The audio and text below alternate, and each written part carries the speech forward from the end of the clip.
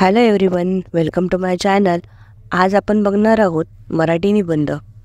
पावसाळ्यातील एक दिवस. भारतात वेगवेगळे ऋतू अनुभवायला मिळतात. उन्हाळा, हिवाळा व पावसाळा हे सर्वच ऋतू महत्त्वाचे आहेत. त्यापैकी पावसाळा हा माझा सर्वात आवडता ऋतू आहे. पहिल्या पावसानंतर येणारा मातीचा सुगंध मला अतिशय प्रिय आहे. भारत हा कृषीप्रधान देश आहे. येथे पावसाला फार महत्त्व आहे. नदी, कालवे, तलाव, विहिरी असून ही पावसाची सदा गरज आहे. जून महिना होता. शाळा उघडल्या होत्या. कित्येक दिवसापासून तापमान वाढले होते. रस्ते, घरे, चहूकडे आगीचा वर्षाव होतो. शाळेत फार कठीण परिस्थिती होती. पत्रे खूप तापले होते. पंख्याचे वारे पण उष्णच येत होते. 3 वाजण्याची वेळ असेल. अचानक जोरदार वारे वाहू लागले. आकाशात काळ्या ढगांची गर्दी झाली. खिडक्यांची दारे आपटू लागली. चाहूकडे अंधार पडला. खोलीत लाईट नव्हता असेच वाटले. जणू रात्रच झाली. मास्तराने शिकविणे नाईलाजाने बंद केले. वाऱ्याचा वेग वाढला आणि सुरुवातीला हळूहळू येणाऱ्या पावसाचा वेग काही वेळातच वाढला. विजा कडकडू लागल्या. पत्र्यावर पावसाचे थेंब साचू लागले. थोड्याच वेळात मोडक्या खिडकीतून पाण्याचे तुषार आत येऊ लागले.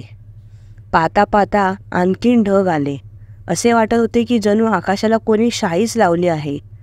शाळेच्या खोल्या ओल्या झाल्या. मैदानात पाणी जमू लागले. तितक्यात एका खोडकर मुलाने गोंधळ माजला की पाण्यात वीज उतरली आहे.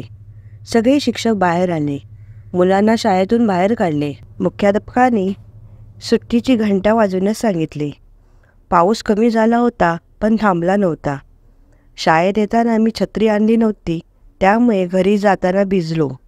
रस्त्याच्या उतारावर पाणी जमले होते. वाहतूक जवळपास बंद झाली होती. काही लोक छत्री घेऊन उभे होते. बरेचसे लोक भिजले होते. शाळेजवळच्या खड्ड्यात पाणी जमले होते.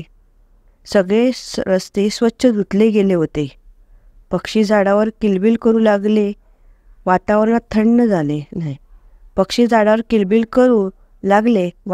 थंड झाले.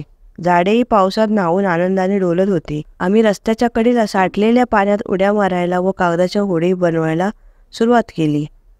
घरी पोचलो तेव्हा मी चिखलाने पूर्ण मारवलं होतो.